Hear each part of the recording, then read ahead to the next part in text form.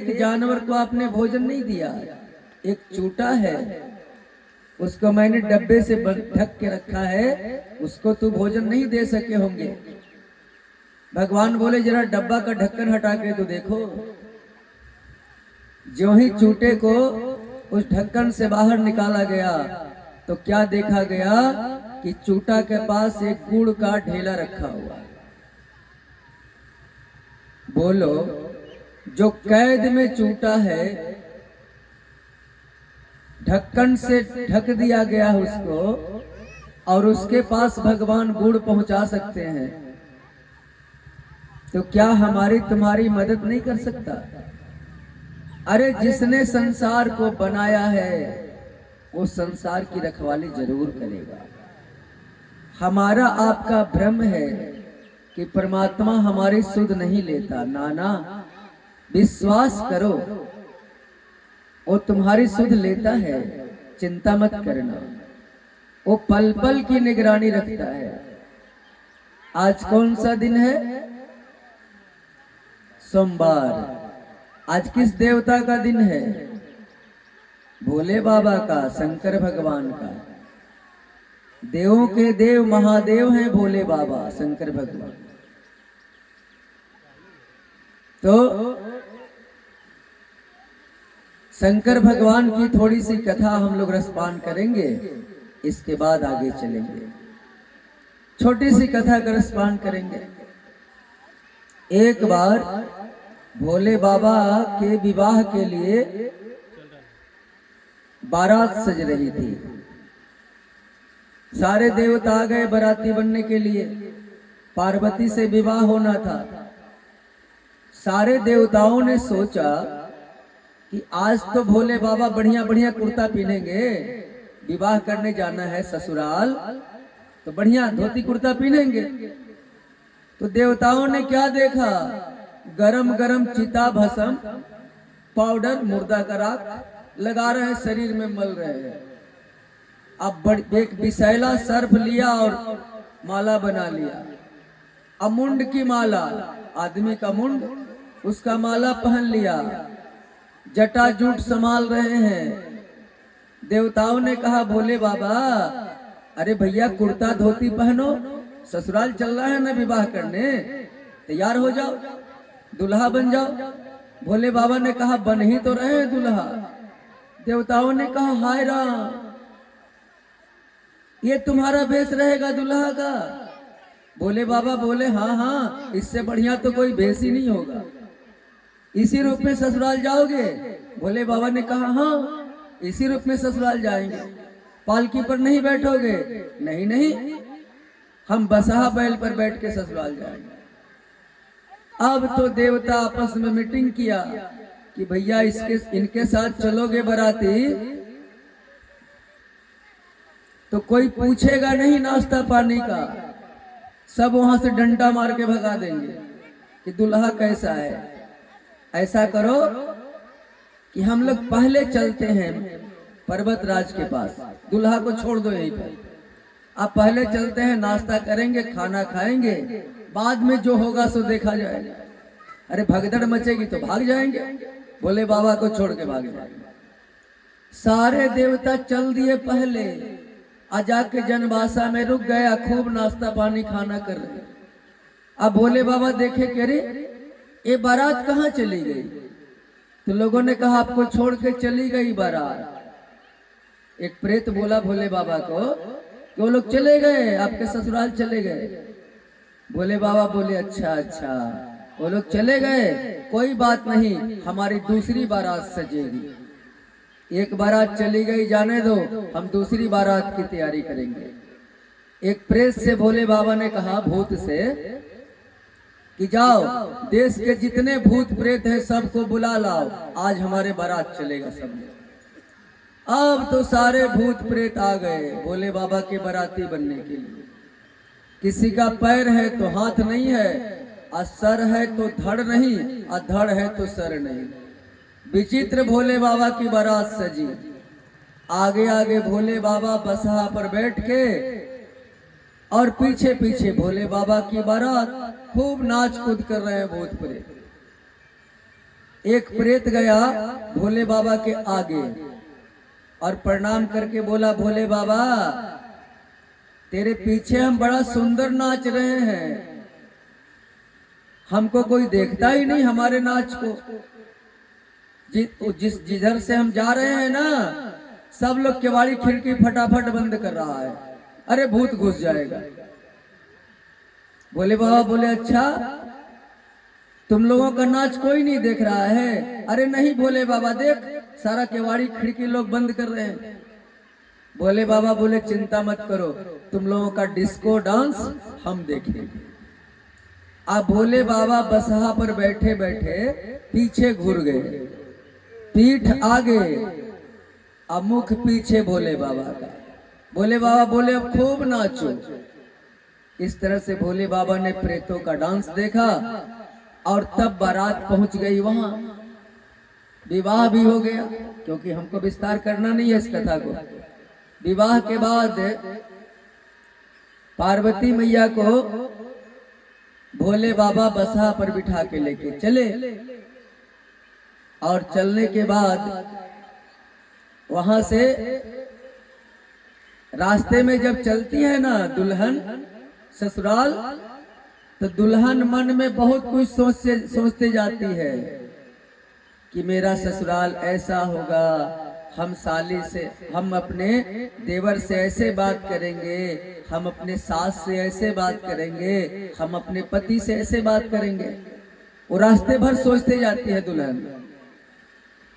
और जो ही एक शमशान घाट आया, भोले बाबा ने नंदी को रोक दिया। भवानी बोली कि चलो ना, अपने घर नहीं चलोगे? तो भोले बाबा बोले, भवानी यही तो हमारा घर है। अरे ये मरघट तेरा घर है? हाँ भवानी, यही हमारा घर है।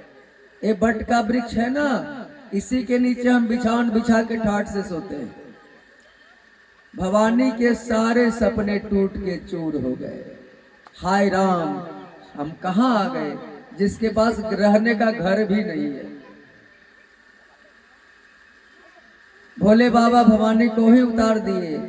भवानी को भोले बाबा ने कहा, भवानी जिस बस्ती को तुम बस्ती कहती हो ना, वो बस्ती तो एक दिन उजड़ने वाली है और वहां के सारे लोग इसी शमशान में आके बसेंगे, यही आके बसेंगे और यहाँ से कोई नहीं उजड़ता।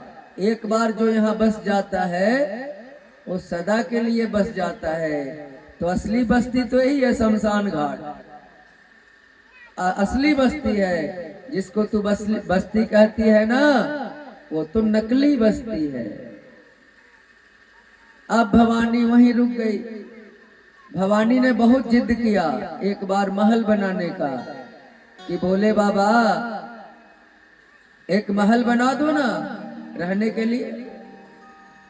भोले बाबा बोले, भवानी हमारे किस्मत में महल नहीं है। भवानी बोली, अच्छा सबका किस्मत तू बनाते हो, भिखारी को रातों रात करोड़पति बना देते हो और कहते हो हमारे किस्मत में महल नहीं है। महल नहीं बनाओगे तो हम चली मैके अपने नैहर चली जाएंगे। भोले बाबा ने, सबको पता होगा कथा, भोले बाबा ने सोने का लंका बनाया और बढ़िया पंडित को बुलाया पूजा कराने के लिए, गृह प्रवेश। अरे जब घर बन जाई तो गृह प्रवेश होई नो। तो रावण के दादा आइले गृह प्रवेश में, पुलस्त मुनि आइले, पूजा पाठ करा देले, दक्षिणा में घरवे मांग ले कि ये बोले बाबा दक्षिणा में ये घरवे हमरा के दे दे। भोले बाबा कहले कि देखलू न भवानी, कहत नोरनी है कि हमनी के किस्मत में घर नहीं खे, चल फिर ओइजे वो बर के गाछी के नीचे चल ओइजे रहे। भवानी को लेके चले गए। अब एक दिन भवानी बोली कि भोले बाबा, अरे कम से कम एगो फूसों के झोपड़ी बना देना, औरत के पर्दा नु चाहिए। भोले बाबा ने भूत प्रेत से कहा है, ऐसा करो ये मुर्द घट्टी में जितना बांस और खर बानू यही खरवा बसवा से एगो भवानी के घर बना दो। अब भूत प्रेत लोग बड़े खुश होके मुर्दघट्टी का खर और बांस उठा के एक झोपड़ी बना रहे थे। तब तक नारद जी पहुंच गए। प्रणाम भोले बाबा। मैया प्रणाम। भोले बाबा ने आशीर्वाद दिया। और तब नारद जी ने कहा, भोले बाबा ये तो पचखा चलता, अब पचखा में तू बंधन बांधता रहा। पचखा में तो घर ना बनावल जाला, गिट्ठा ना बनल जाला, यही तू का करता। तो नारद जी तो कह के चले गए और घर तो बन गया। भवानी को भोले बाबा बोले कि भवानी हम जा रहे हैं पंचक के पास और पंचक को मनाने का प्रयास करेंगे। यदि पंचक मान गया तब तो हम लोग इस घर में रहेंगे, और नहीं तो वहीं से हम डमरू बजा देंगे और तुम झोपड़ी में आग लगा देना। झोपड़ी जल जाएगी। पंचक नहीं मानेगा तो क्या करेंगे हम लोग रख के।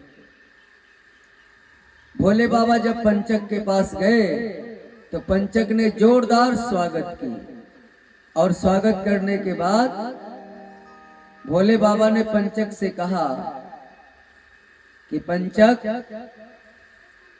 एक झोपड़ी बना लिए हैं, वो तेरे तिथि में बन गई है। बोलोगे तो झोपड़ी में रहेंगे, नहीं बोलोगे तो आग लगा देंगे। पंचक बोला कि सरकार किसकी हिम्मत की आपकी बात नहीं माने। आपका बात ऐसा हो ही नहीं सकता है कि कोई नहीं माने। हम तो मान गए, लेकिन जिस वेद में लिखा है कि पंचक में बंधन नहीं बांधना चाहिए, वो वेद मान जाए तब ना। भोले बाबा बोले कि जब तू मान गई तो तहरे बतिया नु किताब में लिखल बा, तू मानिए गई, हमार काम हो गई। पंचक बोले हाँ सरकार हम तो मान गए। और जब भोले बाबा जाने लगे तो पंचक ने कहा, भोले बाबा आपका तो काम हो गया, अब हमारा एक काम कर दो। भोले बाबा बोले क्या? अरे वो जो तू एगो पैरवा पर खड़ा होके नाचे ला डमरू बजा के तांडव नाच, एक झलक दिखा दो, बहुत दिन हो गए देखला। अब भोले बाबा खुश थे और एक पैर पर खड़ा होकर के डमरू बजा के नाचने लगे। भवानी को डमरू की आवाज सुनाई पड़ी और भवानी ने घर को जला दिया। और जब भोले बाबा पहुंचे वहां तो भोले बाबा ने कहा, रे भवानी ये तूने क्या किया, घर को जला दिया। तो भवानी बोली कि आप ही ने तो कहा था कि डमरू बजाएंगे तो जला देना। तब भोले बाबा ने कही कि भवानी पंचक ठीके कहत रहे कि हम तो मान जाए, लेकिन वेदवा माने तब नु।